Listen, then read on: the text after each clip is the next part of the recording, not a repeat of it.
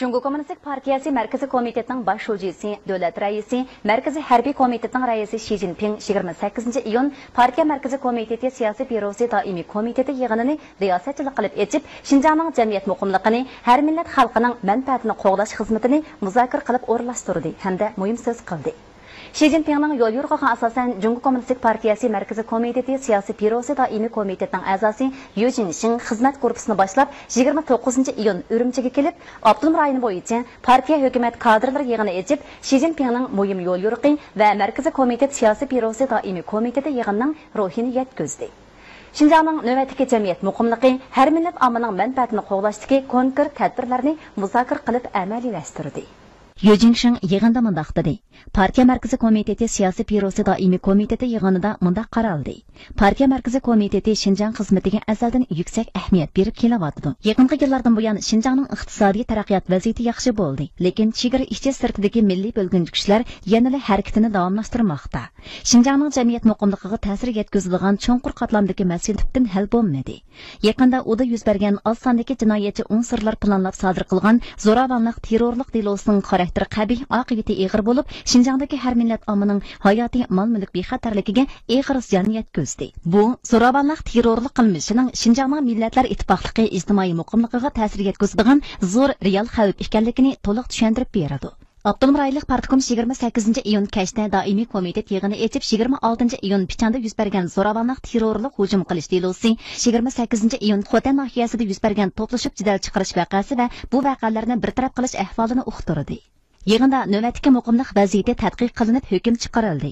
Muqimlikni qo'g'dash tadbirlari yanada ilgirlab o'rinlashtirildi va amaliylashtirildi.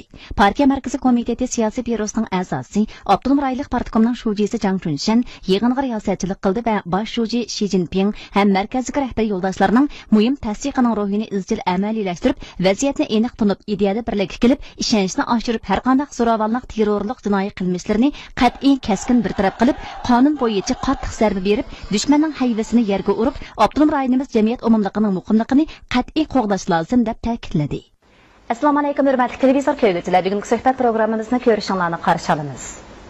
Biz bugun taklifli muloyijimiz Muhammad To'xtamolim bilan 26 iyun Pichanda yuz bergan zo'ravonlik, terrorlik hujum qilish delosi to'g'risida suhbatlashmoqchimiz.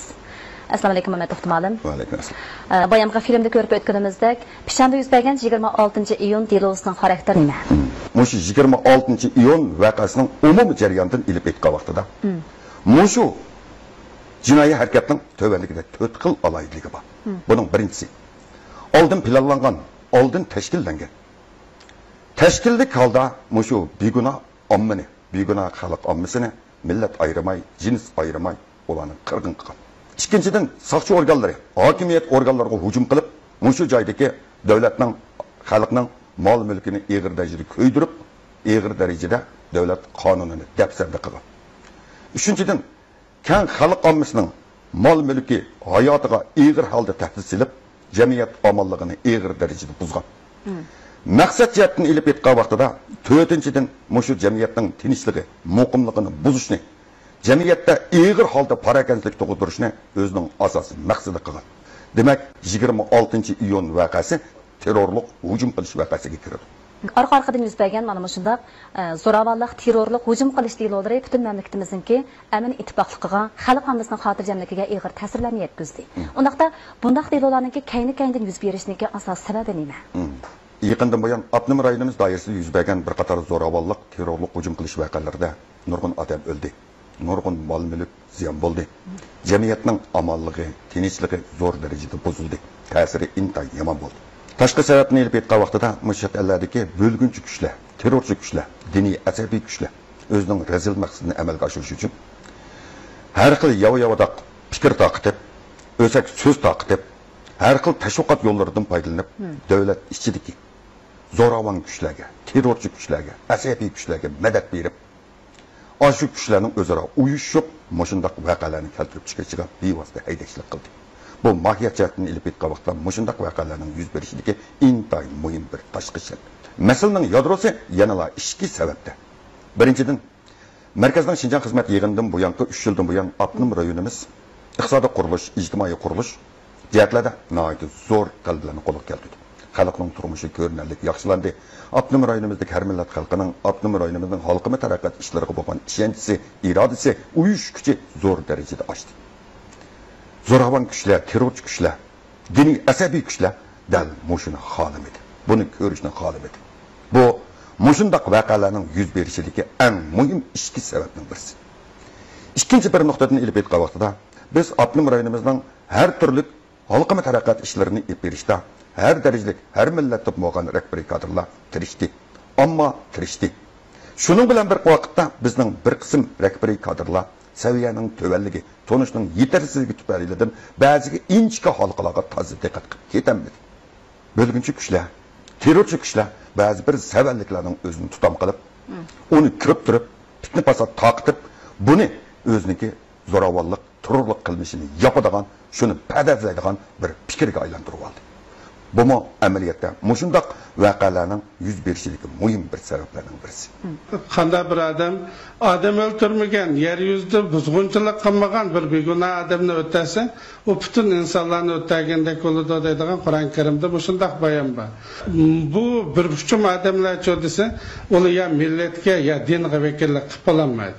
İslam dinimiz butunlay shu tinchlikni tashabbus qilgan din, tinchlikni. Tinch muhitga, tinch sharoit muhtoj. Asosi meningcha bu uchiga chiqqan terrorchi dishki bo'ldi buni. Partiya va hukumatning qonunsiz unsurlarni qonun bo'yicha jazolaydiganligiga ishonamiz. Partiyaning siyosati yaxshi, ularning qalaymaqonchilik qilishi umumlikqa ta'sir qilmaydi. Biz turmushimizning kundan kunga yaxshi bo'lishiga ishonamiz. Zo'ravonlik, terrorlik qilmishtirgan qattiq zarba bermasa, har millat ommasi baxtli turmushga erisholmaydi. Mamat ehtimolum ishimizga har millat xalqiy kuchni uyushtirib, iqtisodni taraqqiy qildirib, inoq ittifoq, go'zal Shinjong barpo qilish uchun davomli kurash qiladi. Endi buningdagi muhim halqa Abnum rayonimizning navbatdagi muqimlik xizmatining talabiga moslashish. Undaqda biz navbatdagi Abnum rayonimizdagi muqimlik xizmatining talabiga moslashish uchun qaysi xizmatlarni texnik chang tutib ishlashimiz kerak? Abnum rayonimizning muqimlik xizmati uzoq muddatli xizmat, murakkab xizmat, chigis xizmat. Ching tutmasak bo'lmaydigan, jiddiy qaramasak bo'lmaydigan ta'xirsiz bir xizmat. Chunki u Abnum rayonimizning xalqima taraqqiyot ishlari abadiy amalligi Abnum rayonimizdagi har millat xalqining joni-jon manfaati bilan munosabatli. Markaz Abnum rayonlik partikom bundan keyingi Abnum rayonimizning shu muqimlik xizmatini yaxshi ishlash uchun konkret xizmatlarni o'rlashtirib bo'ldi. Men bu yerda shu masalalarning oqidagi masalani alohida bir ta'kidlab o'tgim kelyapti. Biz cho'qim qonunni ta'kidlashimiz kerak. Inoqlikni ta'kidlashimiz kerak. Mushu qonunni ta'kidlashni, inoqlikni, tartibni ta'kidlashni cho'qim Abnum rayonimizning ilg'or madaniyat qurilishi va ilg'or madaniyatni tashabbus qilish qurilishi bilan chambarchas bog'lash kerak. Davlatimiz qonun bilan idora qilinadigan davlat, Abnum rayonimizmi qonun bilan idora qilinadigan rayon. Abnum rayonimizning har turli ishlarining qonun bo'yicha odil, haqqoniy bir taraf qilinmasligi davlatning izzati, qonunning hurmati. Bu mahiyat jihatdan ilib aytgan vaqtida Abnum rayonimizning yumshoq amaliy kuchining bir ifodasi bo'lib hisoblanadi.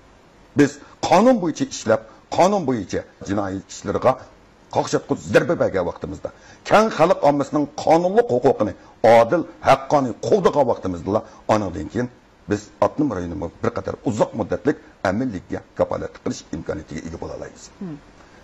Ikkinchidan, biz cho'qim Abnum rayonimizda iqtisodiy qurilishdan iborat asosiy nuqtani markaz qilishda boshdan oxirigacha tutishimiz kerak.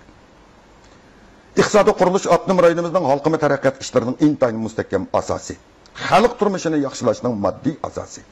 Agar biz xilma-xil sabablar tufaylidan diqqat e'tiborimizni iqtisodiy qurilishdan iborat mushu markazning tavritibli qo'ydi ekanmiz, o chaqda Abnum rayonimizdagi keng xalq ommasining turmushini yaxshilashdan iborat asosiy nishonni amalga oshirib bo'lmaydi. Xalqning turmush saviyasi yaxshilanmaydi ekan, Abnum rayonimizning xalqima taraqqiyot ishlarida taraqqiyot qo'lga kelmaydi ekan, Abnum rayonimizning muqimligi, inoqligi mustahkam moddiy asosga ega bo'lolmaydi.